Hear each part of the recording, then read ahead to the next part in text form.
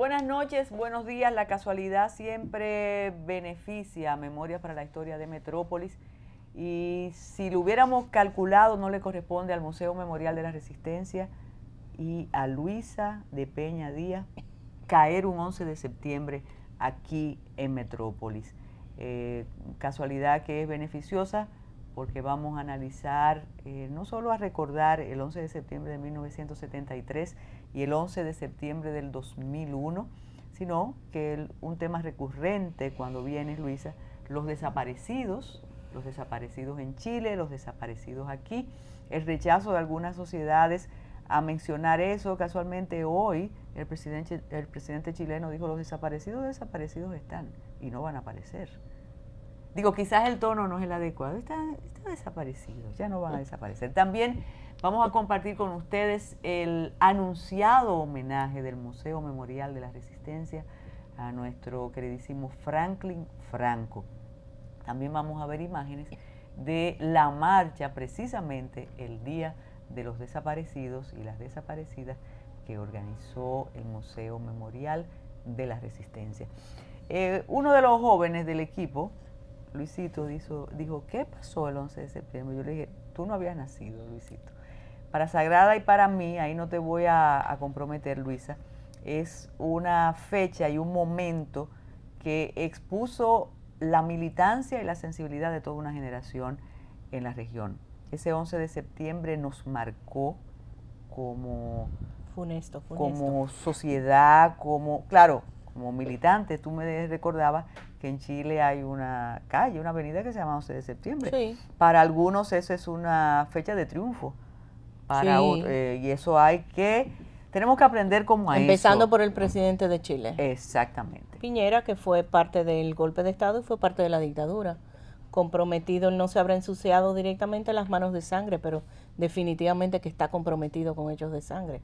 Sobre todo si él pretende justificar el golpe. Inclusive ellos no le dicen golpe de Estado, le dicen pronunciamiento militar. El pronunciamiento militar.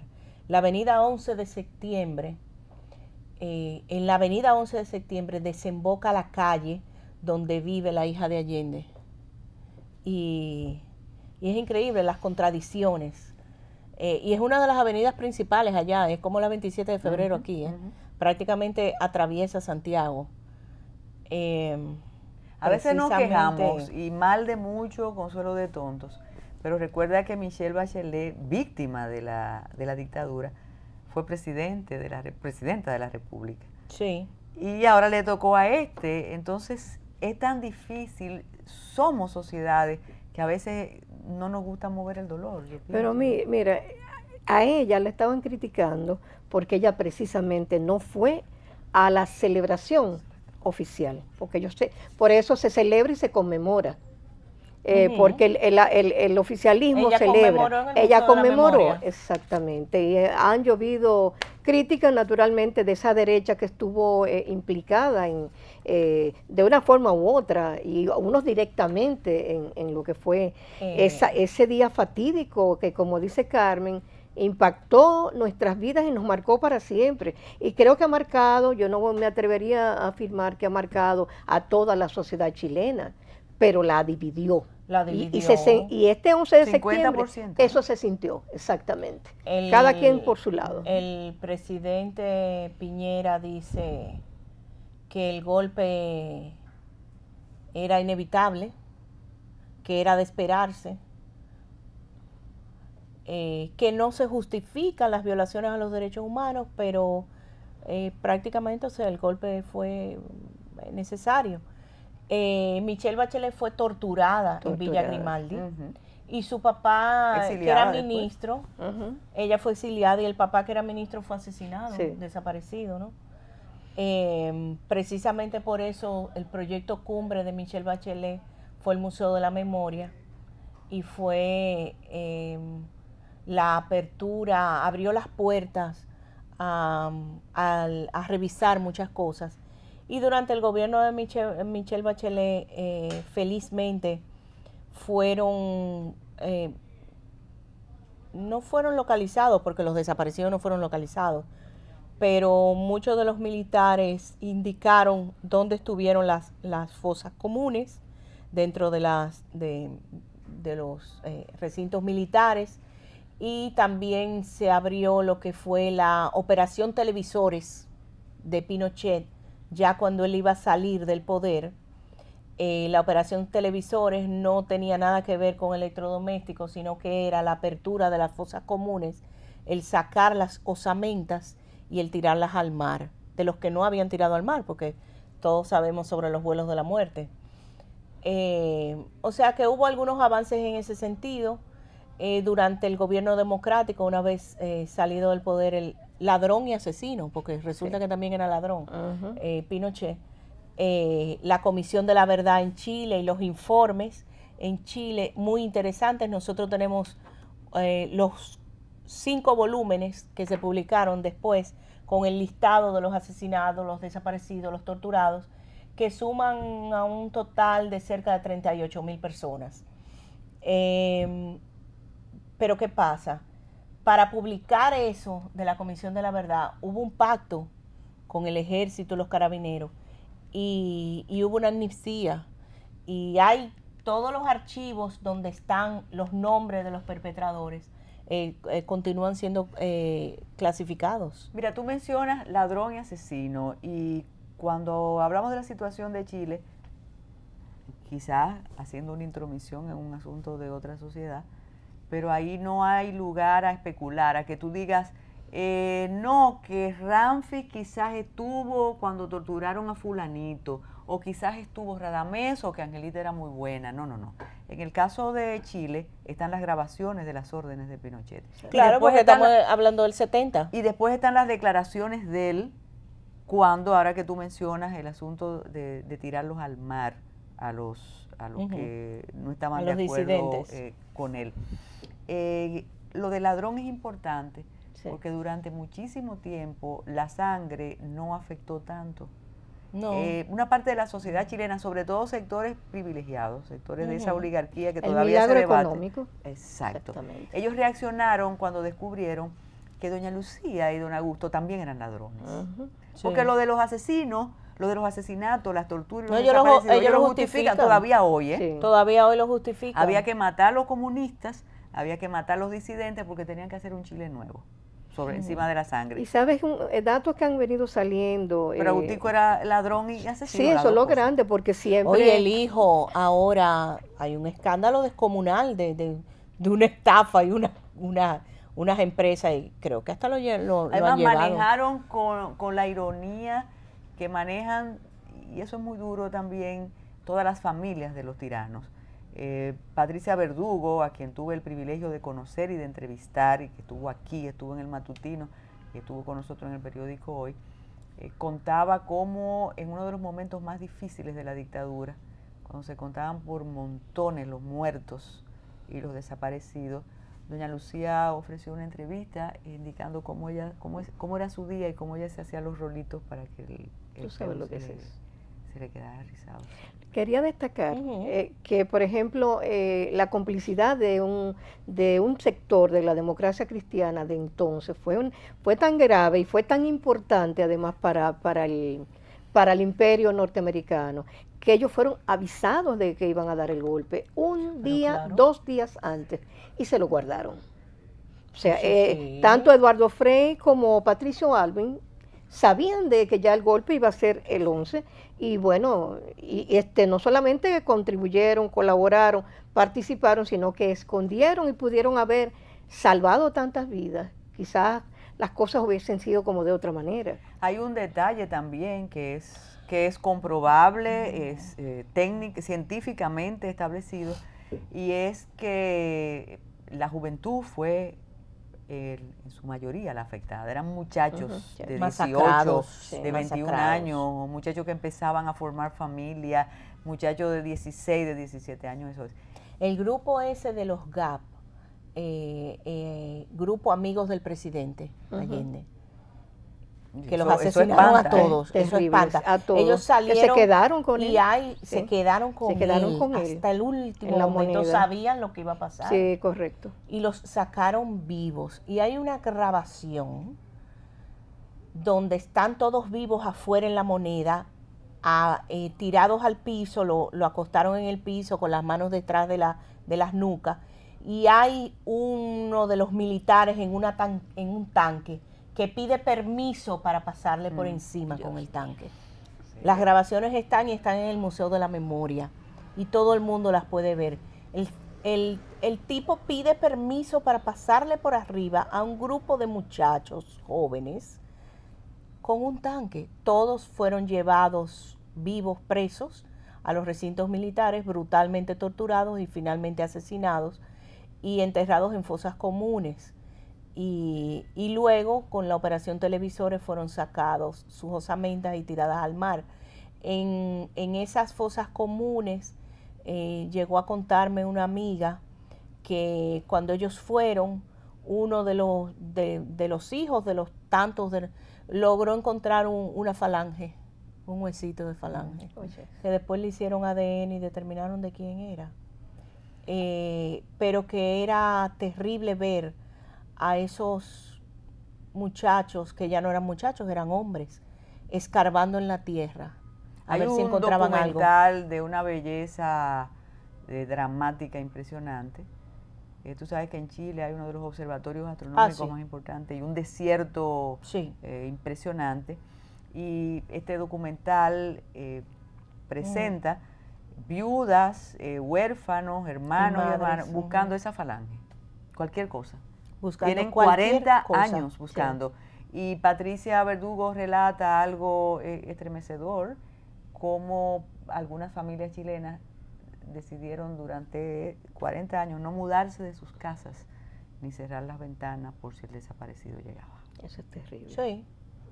Es un castigo permanente y es un mensaje permanente a todos de que si tú enfrentas las fuerzas fácticas, tu dolor va a ser permanente mientras tu vida tengas.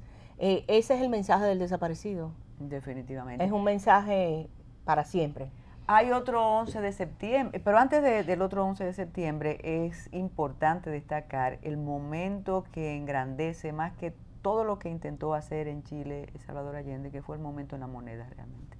Y una parte de su discurso, esa estatura que nunca, que la verdad es que estremece. Claro. Sí.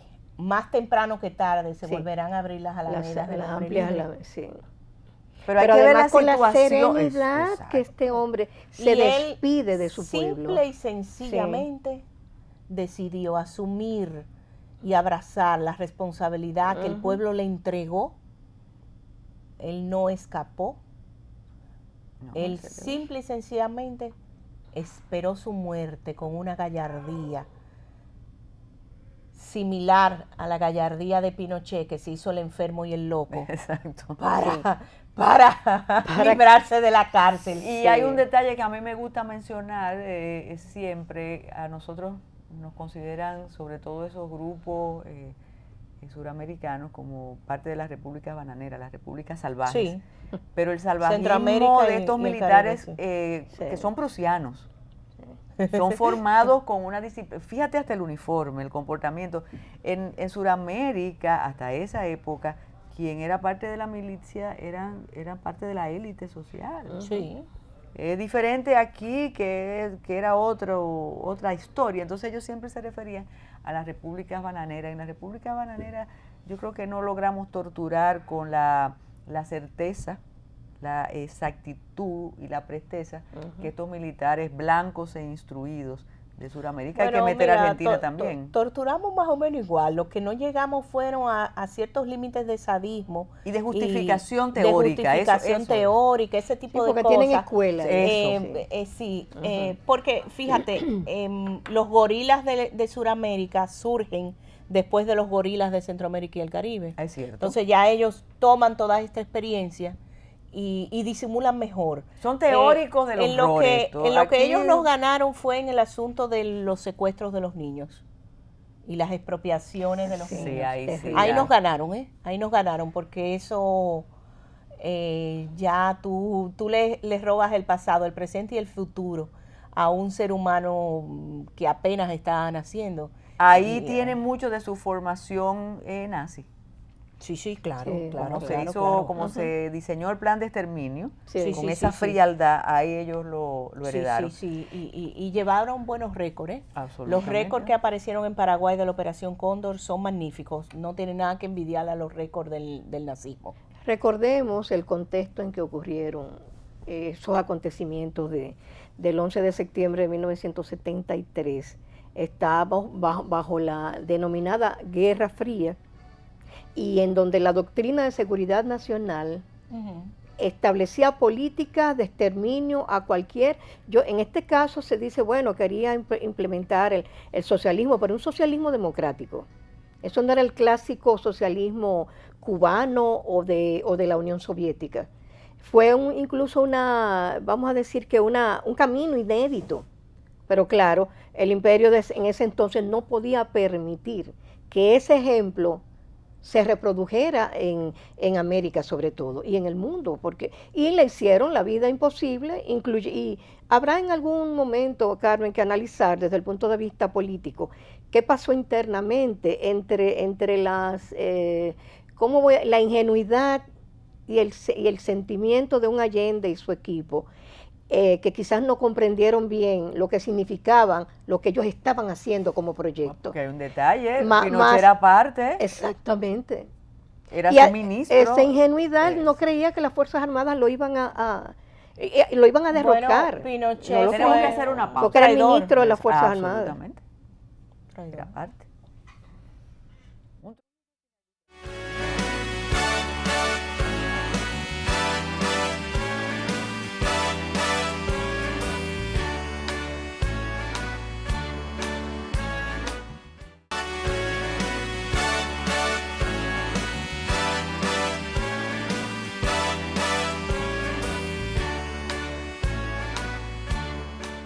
Y aquí también hubo y hay desaparecidos, pero vamos a recordar el 11 de septiembre del 2011.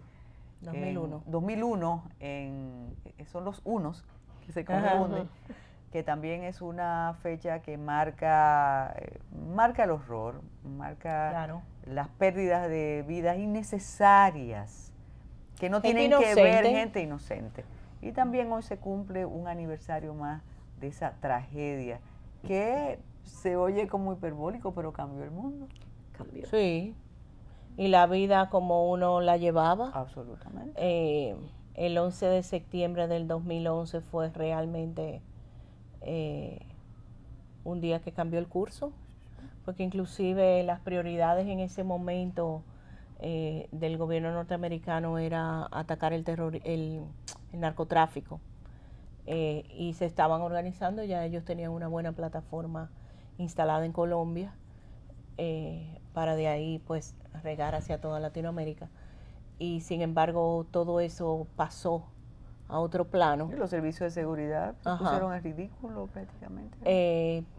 Precisamente una muestra de una la semana pasada impresionante.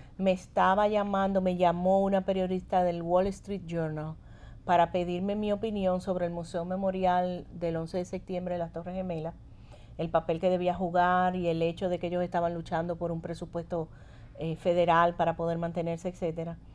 Y yo le decía algo que ella se quedó muy en silencio, y yo le dije que era una responsabilidad del Estado norteamericano responder y sí poner un presupuesto para eso, porque aunque ellos no fueran directamente los que ejecutaron el hecho y directamente responsables, sí algo falló. Algo falló porque el Estado está obligado a garantizar la seguridad de sus ciudadanos y en este caso no lo hizo. Porque pasa un ataque, pero oye, me estamos hablando de 4 aviones de los cuales 3 llegaron a su objetivo. Entonces ahí falló algo. No, tenemos que hablar de seguridad. Y el Estado norteamericano no pasaron respondió por a la migración, seguridad. se entrenaron en el territorio estadounidense, sacaron sus licencias de piloto, todo, y el Estado no garantizó. En la mayor potencia mundial. Extrañan un avión de militar, pasajeros, y ellos hablan de un accidente en las Torres Gemelas. No, mira. Extrañan el segundo avión y el tercero llega al Pentágono. que es el centro del poder militar. Por en los eso, Estados muy Unidos. simbólico todo. Entonces, claro, todo La fue torre es el centro del el centro comercio comercial, internacional el Pentágono, y el se dice Pentágono. que el último avión iba para el Capitolio o la Casa Blanca, Exacto. que era el centro del poder político. Entonces, una tragedia porque toda esa gente que murió era gente que se levantó a trabajar normal, ni siquiera estaban envueltos en una guerra, ni eran activistas políticos, y no es que se justifica de ninguna manera los asesinados, los desaparecidos de Pinochet, pero había un enfrentamiento político. En este caso no, eran gente normal que iban a trabajar. Desde quien limpiaba a quien iba a apostar en la bolsa ese día, espérate. Exacto. Es un acto típicamente terrorista. Típicamente terrorista. Entonces, ese es un acto típico del terror, sí, típicamente terrorista. Porque, bueno, siembra en tu corazón el terror de que a cualquiera le puede pasar en cualquier momento. Y decíamos que el mundo había cambiado porque primero el poder del mundo descubrimos que era débil, absolutamente débil, y que podía ser retado. Retado y golpeado duramente. En segundo, eso fue un golpe terrible. O sea, claro, en segundo lugar, ya nada es igual, porque un simple viaje de 15 minutos te expone a una revisión como si viviéramos en guerra. Sí. Entonces, no, y hablar también de las guerras iniciadas en el Medio Oriente a raíz de este asunto y que no terminan. Para nada, pero veo de nuevo las horas y creo que cada una de nosotros recuerda su 11 de septiembre. Es que fueron sorprendidos, absolutamente sorprendidos. Mira el otro avión. Sí, eso es impresionante. Eso es impresionante, ese segundo avión. La seguridad del planeta. Y claro, cuando cayeron las torres, bueno, ya ahí, sí. Nadie creía que eso era posible. No, de ninguna paradójico, manera. ¿no? Bien, vamos a nuestros desaparecidos y de nuevo el Museo Memorial de la Resistencia tuvo una iniciativa inédita.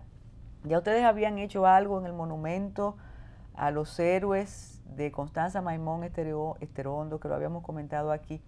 Incluso yo tuve la oportunidad de ver la reacción de unos jóvenes cuando vieron las fotos y te comenté, Luis, en esa oportunidad que cuando ven los rostros de las víctimas la reacción es distinta. Claro. Eran muchachos estudiantes, quizás entre 20 y 25 años, y se quedaban como, pero no es una fantasía, existieron. Y esa iniciativa ustedes la replicaron, pero ya como una marcha. En imágenes, caminata, sí. una caminata, en imágenes múltiples de Chile, se vio cuando era más joven a Michelle Bachelet, después se vio ella madurando y después como presidenta, encabezaba esas marchas. Aquí, y lo hemos también analizado, tenemos un problema con los reclamos y a ustedes le corresponde el mérito de iniciar ese tipo de reclamo 50 y tantos años después, cuando se trata de la tiranía de Trujillo. Están los desaparecidos de la dictadura balaguerista, que de alguna manera fueron más incluidos en la caminata. exacto, también. Y tienen más dolientes contemporáneos. Incluso en el Monumento a los Héroes de la Resistencia están algunos de los nombres, una labor que le corresponde a Sagrada Bujosa y a Carmelita Morera.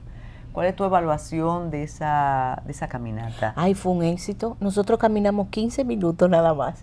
Andábamos recogiendo firmas y en esos 15 minutos recolectamos unas 2.300 firmas. La gente preguntaba, la gente... es una llamada de atención, no son actividades multitudinarias, ni uno espera que sean multitudinarias, pero sí es llamar la atención y es recordar que esa persona existió y desapareció. Entonces, para nosotros fue un éxito. El año que viene pretendemos repetirla. Y realmente llama la atención porque la gente cuando ve los rostros sí, eso es se importante. detiene y piensa, porque en cualquier rostro tú ves una cara familiar, aunque no sea familia, tú ves rostros de dominicanos normales y uno se te parece a tu hermano u otro se te parece a tu amigo y te das cuenta que eran seres humanos. Entonces eso te conecta con esa realidad y ese dolor y te hacen pensar que caramba, que puede ser un familiar tuyo. Y yo una vez pregunté a un joven que se acercó a decirme que para qué nosotros, y yo le dije, ¿y por qué tú nos quieres negar el derecho a recordar y el derecho a reclamar información? O sea, hay que preguntarse eso cuando hay alguien que se lo encuentra mal. ¿Por qué? ¿Tienes algo que ocultar? Mira, estas iniciativas son positivas. Aquí tú misma has relatado cuando se trata del nombre de la calle en que tú orgullosamente vivo. Ajá. Y tú misma has sido muy sincera y sé que quisieras mentir pero no puedes cuando te sorprenden los mismos habitantes de la calle que no conocen. No tienen idea. Entonces a mí no me gusta repetir que los textos, que no, que sí. Yo quiero ir más allá. ¿Qué nos pasó? A veces sabemos y no queremos saber, tú sabes. La semana pasada yo le contaba a Pilar Aguad Báez y a Sagrada Bujosa aquí como una joven empleada de una empresa telefónica tenía un gafete con su nombre. Yo le he dicho, tú debes tener muchos problemas con ese nombre. Y ella me dice, muy consciente, sí, parece que hay muchos Martínez aquí, porque a veces me dicen, ella se llama María Martínez. Entonces a veces tú dices, ¿qué hago? ¿Le explico o no le explico?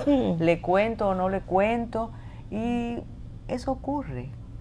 Y entre nosotros ha ocurrido, yo creo que peor. Bueno, eso, saber qué pasó, hay que hacer un análisis profundo. ¿Por qué somos como somos?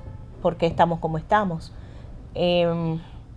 Lo que yo no puedo dar una respuesta definitiva sobre qué nos pasó. Lo que sí te puedo decir es que nos convertimos en una sociedad cómplice y ahora nos queremos quejar de todo lo que pasa. Eso lo que ahí es que estoy.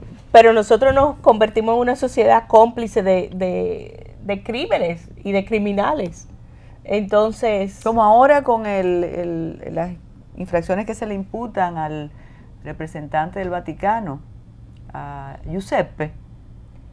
No es Joseph. No, pero le gustaba que los niños abusados le llamaran así. Entonces sí, Giuseppe es el centro, pero sabemos de cientos de maestros, de sacerdotes, de médicos que han acosado a familiares, amigos, amigas, y vivimos así. Sí, y funcionarios. Exacto. Porque el acoso está ligado a una posición de poder. O sea, tú acosas desde una posición de poder a uno que tiene menos poder. Eso es así. Pero la caminata entonces fue un aviso, una campanada de alerta. Y que sepan que nosotros no nos vamos a detener. Vamos a seguir haciendo. Pero es que yo no creo que nadie quiera que ustedes Ay, sí, claro que sí. Déjame decirte que yo como participante en esa caminata puedo, por ejemplo, me encontré con 2 o 3 reacciones de gente, bueno, desde turistas que sí sabían de la existencia de ese tipo de caminata y que decían, ¿y cuándo eso se hace aquí todos los años? Yo dije, no es la primera vez que lo hacemos. Y de personas que, por ejemplo, como yo tenía la camiseta de los compañeros del 12 de enero, uno sí me dijo que era balaguerista, que me dijo, pero eso querían matar a Balaguer. Exacto. Eso me dijo. Entonces yo un poco me detuve y le dije, bueno, yo no sé si lo quería o no quería matar. Yo lo que quiero decirle a usted es que si usted es conocedor de lo que pasaron, de lo que pasamos en esos 12 años, tuviera otra opinión. Y me dijo, ¿y dónde hay más información sobre eso? Entonces yo le dije que fuera al Museo de la Resistencia, pero por la camiseta. Y por sí. A mí una vez uno me dijo, pero eso eran asaltantes de banco. Exactamente. Sí. Y eso sí, entonces por eso te digo que no es por falta de información, es por distorsión y comodidad. Sí. Pero tenemos que hacer una pausa.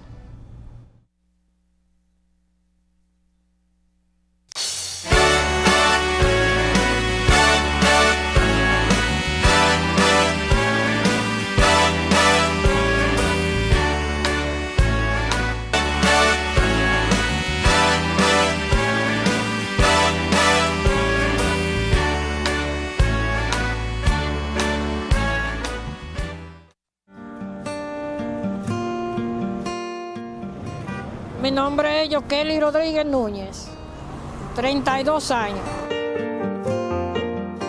Yo me levanto a las 5:30 de la mañana, me echo un chin de agua y después me baño, me pongo la ropa y al hacer, cojo a coger la guagua a la parada.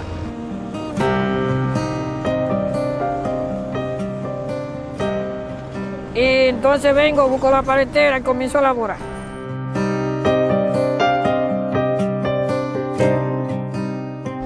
Dame 10 pesos de eso. Yo era un niño normal y de los 8 años a mí me dio simplemente una fiebre y me fue cogiendo los huesos por coyuntura. Yo era como quien dice un inválido. A mi mamá tenía que hacerme todo.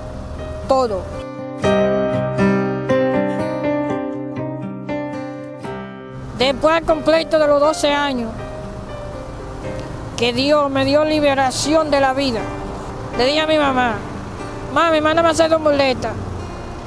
Solamente tengo que sobrevivir y aprender.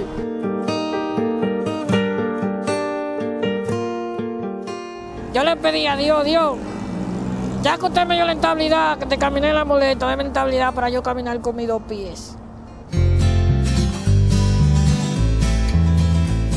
Hasta que cogí fuerza. Digo, Dios mío, ahora que tú me diste la vida y ya me hiciste caminar, me dejaste caminar por los 2 pies, quiero que tú me des la estabilidad ahora, cómo yo sobrevivir, propio de esta mano y los pies míos. De ahí en adelante, yo hice todo, yo me aprendí a defender. Conocí una amiguita mía de Mao, me conseguí la muchacha. Tuve una niña, tiene 9 años. Yo mantenía a mi mujer, nunca tuve que molestar a mi familia, para que me den tan siquiera un grano de azúcar. Pago la casa, pago el pasaje, luego la comida, tengo que comprarla y es de ahí que lo pago. Los que tenían como 4 mentigas, como quien dice, 6 galletitas en el tramo y todo en mi paletera en el suelo. Y cuando yo cogí el préstamo, que me salió el préstamo de Banca Solidaria, yo fui, le compré todo suficiente.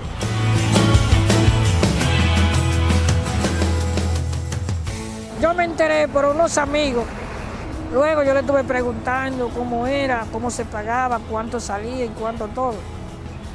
Entonces yo le pregunté que cómo se hacía, si había que llevar garante, si había todo. Y ellos me dijeron que sí, que tenía que llevar un garante. Mucha gente me dijeron que no. Ahí ve mi eficiente, ahí ve mi tamaño, y yo no puedo seguirle de garante porque con qué me va a pagar después. Y luego un friturero que hay allí simplemente, yo fui y me le quejé y me sirvió de garante. Cuando él me dijo sobre eso, que él quería que su negocio creciera, yo vi en él como un futuro más y me sentí muy contento y halagado de él, porque es una persona que él quiere echar para adelante. Para mí Wilson es un ejemplo a seguir. Hasta hoy de día que no ha faltado ni un pagaré. Y ya nomás me faltan 2 pagarés para terminar. A todas las personas, vaya ahí a Banco Solidario para que su negocio se mantenga siempre activo.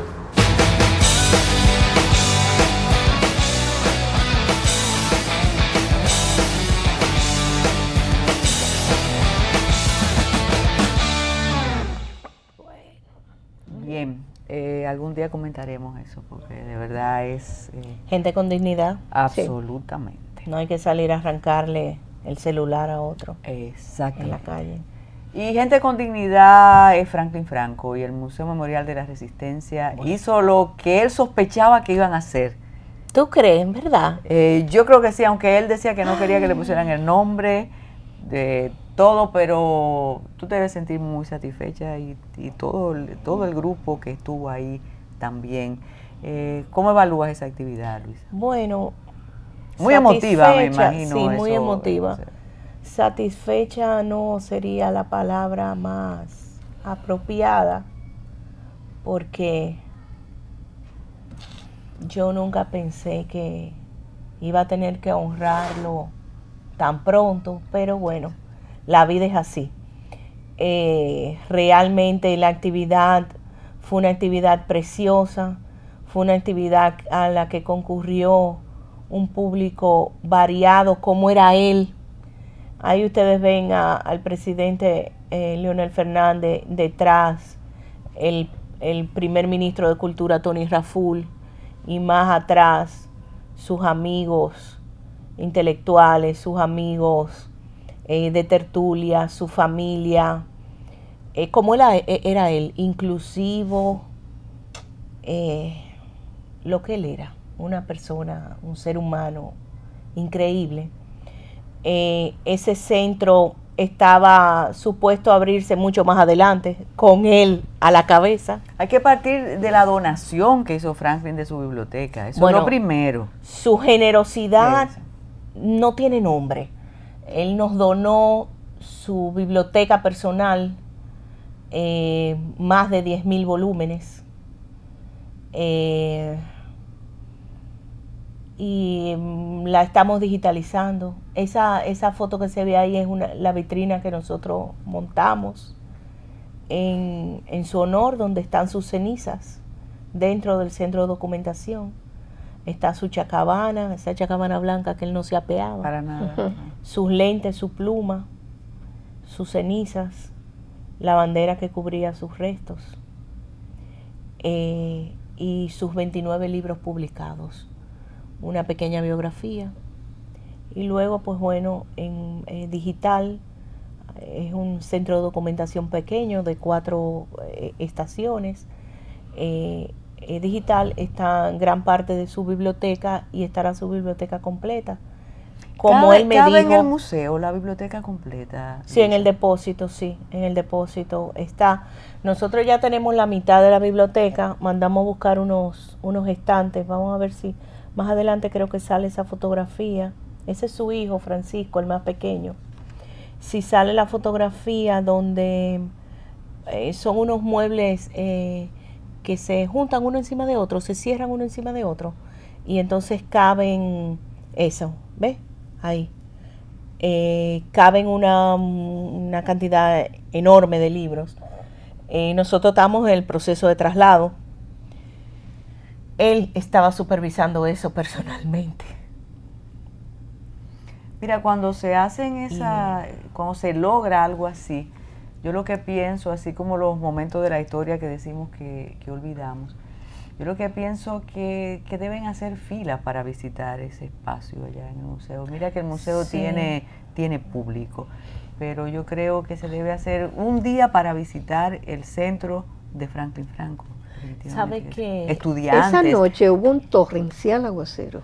Bueno. Y quedó una buena parte de los asistentes fuera del lugar en donde se hizo, pero un aguacero. Además fue una noche, yo creo que su presencia estaba ahí acompañándonos, fue muy emotiva, muy significativa, y tal como tú dices, Carmen, o sea, con la divulgación, la difusión de la existencia de ese centro de documentación, yo creo que es muy importante, porque Franklin, ya hemos hablado sobre todo lo que ha escrito y todos los proyectos que dejó en carpeta. Tengo entendido que ustedes tienen un documental, ¿verdad? Que también Sí. vamos a ir hacia atrás para escuchar lo que se dice, porque pienso que es importante.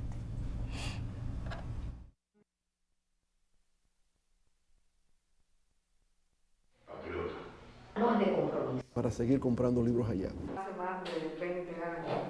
Esa conducta inflexible Con relación a sus obras. excelente, primera línea. Como pronosticador nacional, creaba lealtades humanas. pocos amigos. Por lo menos media nacional de esa vía. Ay, no, yo no quiero hablar de eso.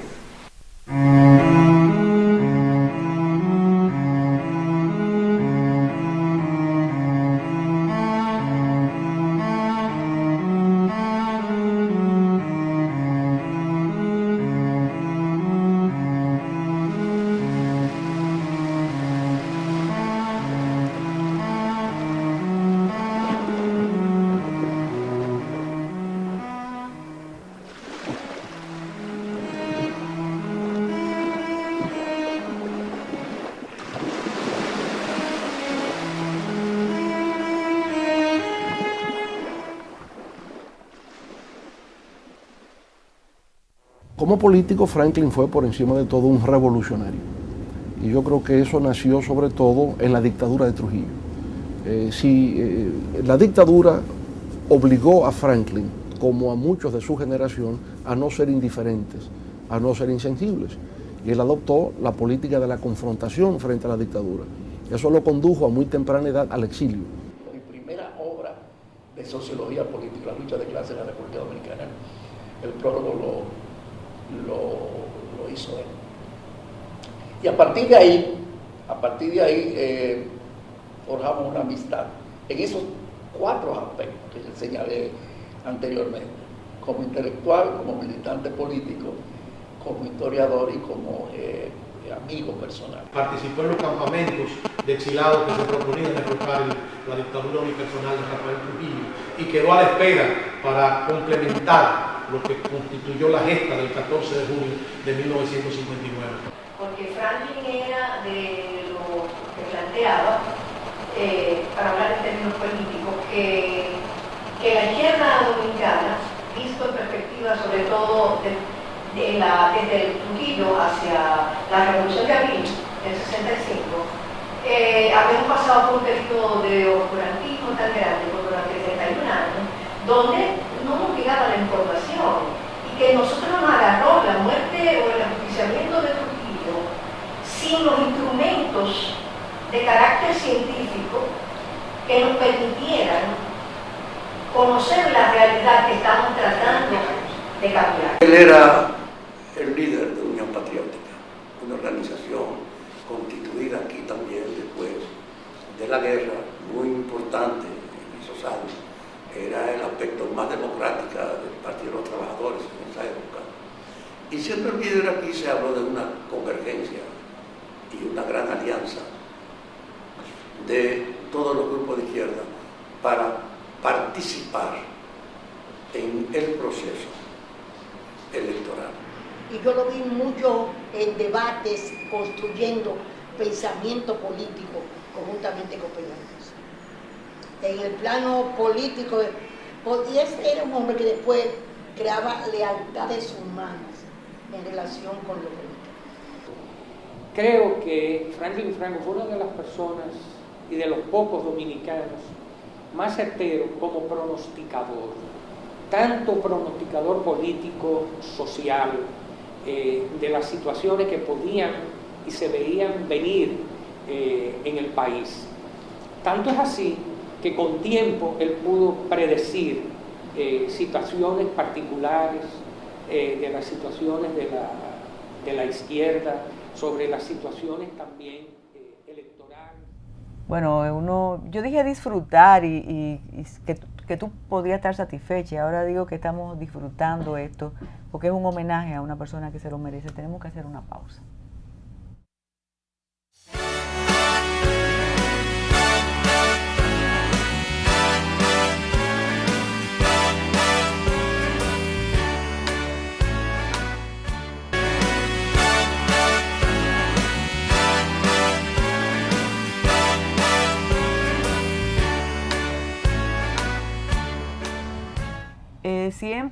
Siempre la emoción, no que traiciona, pero cuando se trata de recordar a un amigo como Franklin, es una persona que le quedaba muchísimo, hizo tanto, pero le quedaba muchísimo todavía por hacer. Bueno, él estaba en plena producción intelectual. Sí, definitivamente. Mira, mostró el documental una foto que es con Piedad Córdoba.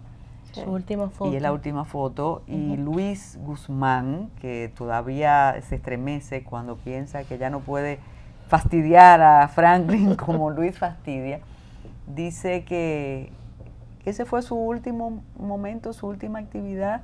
Y tú le ves la sonrisa en esa foto. Eso iba a decir. ¡Qué sonrisa! Ay. Ramón Hernández estuvo aquí también. Y Franklin le presentó su libro, su investigación a ella y a Zulisa no. Y ella dice que jamás ella hubiera pensado que eso iba a pasar. Sí, claro. Porque fue horas antes que estuvieron. Sí.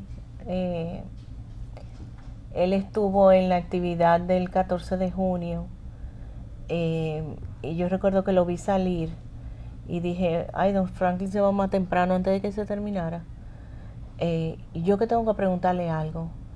Y dije, no, yo le pregunto mañana. A veces el mañana no llega. Ahí está con su madre, que eso es parte Sí, de la doña historia Ana. de las librerías dominicanas. Ujú. Yo siempre le comentaba, yo era una joven, muy joven. Esos son los dos más grandes de él. Los dos más grandes. Íbamos a esa librería Franklin y José Israel. y él siempre con su madre y su inseparable cigarrillo. Sí. Que eso es parte también de todo. Que le quitó 20 años. Exactamente. Exactamente. Le quitó 20 años. Y me imagino que Sagrada, y ese programa también lo tenemos aquí, Luisa, cuando yo bromeé en ese programa con ellos, porque decía Sagrada, pero tú conoces a todo el mundo, eso no es verdad. Y Franklin relató que era el vecindario de ustedes, y que tú sí lo conocías desde jovencito ustedes. Sí, sí. Franklin muere de ¿cuántos años? 76. Sí, él le quedaba. Ahí es cuando estaba dirigiendo la UPA. Mira, doña Manuela. ¿eh? Sí. Sí. Reconocible perfectamente. Sí, sí. Este documental puede ser visto en el memorial, en el Museo Memorial, ¿verdad? Todavía no, lo estamos arreglando porque tuvo una serie de problemas técnicos, de audio, hubo algunas grabaciones que se nos dañaron, por ejemplo, la de Santiago Castroventura y la de José del Castillo. Entonces, estamos incluyendo estamos incluyendo al mismo Don Franklin grabado en el museo, en las tertulias. O sea, lo estamos ampliando porque el documental Excel, que fue el que lo hizo en medio de una crisis de vértigo de Meniere. Y entonces a veces hay algunos que están más altos, pero lo vamos a poner en el museo naturalmente, pero lo vamos a subir a YouTube, a nuestro canal de YouTube, ya más amplio, con más cosas y agregando Don Franklin hablando. Mira, algo que yo creo que lo conversamos en una ocasión, pero ahora que presentamos este trabajo, ¿cómo tú estableces la relación con Franklin? Tú contabas que tu madre te había dicho que eran parientes. Sí, sí. Pero ¿cómo lo sedujiste a un punto tal que dona sus libros al Museo Memorial? No, bueno, ya es otra cosa. Yo, claro, sabía Don Franklin, era el primo de mi papá, el gran intelectual que uno miraba desde lejos. Cuando yo andaba con mi proyecto del museo aquí debajo del brazo, pidiendo que me hicieran caso, historiadores, me acerqué, le mandamos una carta desde la Secretaría de Cultura a Don Franklin pidiéndole que nos ayudara con la investigación de la cárcel del 9. Y doña es a propósito Ángela, que te hago la pregunta, porque sí, me sé la respuesta, para sí, ratificar eso que estamos diciendo, sí, que Franklin era absolutamente abierto. Abierto, sí, totalmente. Entonces doña Ángela, un día yo me encuentro con ella y me dice, él como que está medio dudando de la cárcel del 9, lo de ayudarlo, que efectivamente nunca fue a la cárcel del 9, y entonces fuimos a cenar. Doña Anita allí y yo Tincuri me invitaron a cenar con él y doña Ángela, y ahí yo la agarré y le di una tanda del Museo de la Memoria Histórica, de la importancia de y al final él me dijo, tenemos que seguir hablando, y fue el único que me dijo que sí, y se metió en el museo. Y estamos hablando del año 2005. En el año 2010 él me llama y me dice, yo quiero decirte algo. Ah, sí, dígame, Don Franklin. Cuando él me decía así, yo decía, ahí viene con algún problema, vamos a ver qué es lo que... Dígame, Don Franklin. Entonces, yo tenía un problema, y era que yo no sabía qué yo iba a hacer con mi biblioteca. Que mi biblioteca estuviera en manos de alguien que la cuidara, la supiera aprovechar y al alcance de los jóvenes. Pero ya mi problema se resolvió porque decidí donársela al Museo de la Resistencia. Franklin Franco, señores, muchísimas gracias por estar ahí. Buenas noches y buenos días.